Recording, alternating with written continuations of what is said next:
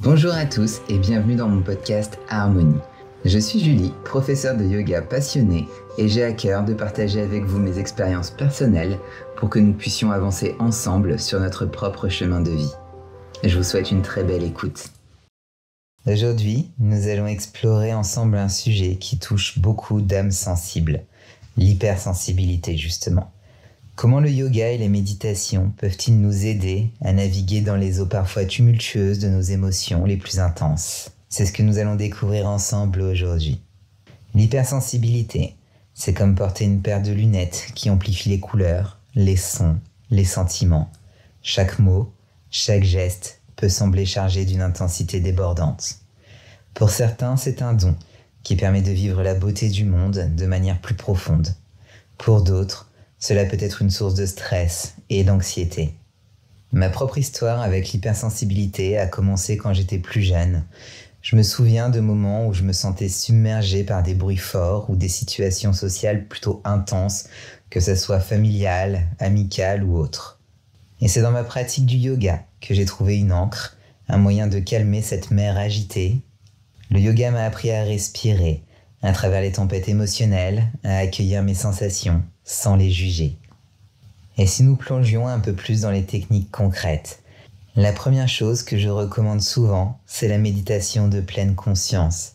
Prenez un moment chaque jour pour vous asseoir en silence. Concentrez-vous sur votre respiration. Respirez profondément et à chaque expiration, imaginez que vous libérez un peu de cette intensité émotionnelle. Une autre pratique pour vous aider à gérer votre hypersensibilité, c'est bien sûr la pratique du yoga. Des postures telles que celle de Balasana ou posture de l'enfant ou encore Shavasana, la posture du cadavre, sont apaisantes pour le système nerveux.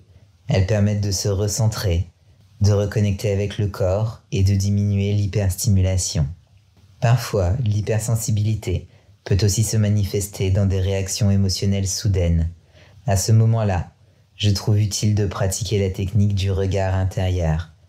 Fermez les yeux, respirez et demandez-vous « Qu'est-ce qui en moi a besoin d'attention en ce moment ?» Souvent, rien que l'acte de se poser la question peut apaiser l'esprit. J'aimerais partager avec vous une expérience personnelle récente. Il y a quelques semaines, lors d'un cours de yoga, l'une de mes élèves, visiblement émue, m'a confié se sentir souvent dépassée par ses émotions. Nous avons pris quelques minutes pour pratiquer ensemble des exercices de respiration et elle a découvert qu'elle pouvait moduler l'intensité de ses sentiments juste avec son souffle. L'hypersensibilité n'est pas un fardeau, mais plutôt une manière différente de voir et de sentir le monde. C'est une source de force si l'on apprend à la canaliser. Philosophiquement, l'hypersensibilité peut être vue comme une fenêtre ouverte sur l'essence même de l'existence. Elle nous pousse à explorer les profondeurs de notre être, à reconnaître et à valoriser la subtilité des interactions humaines et naturelles. Dans le yoga, nous apprenons que chaque respiration, chaque mouvement, chaque posture est une opportunité de se reconnecter à ces vérités profondes. Spirituellement, embrasser notre hypersensibilité, c'est aussi embrasser un chemin vers une conscience élargie.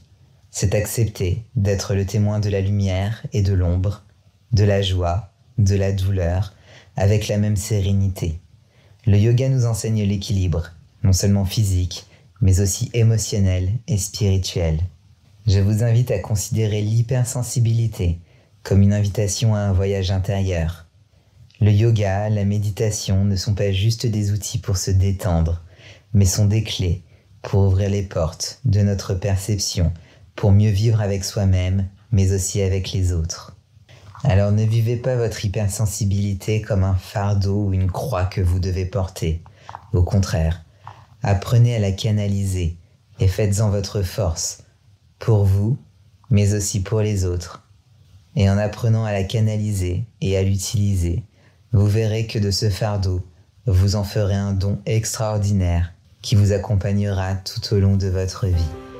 J'espère que ces mots trouveront écho en vous et que cet épisode vous aura plu.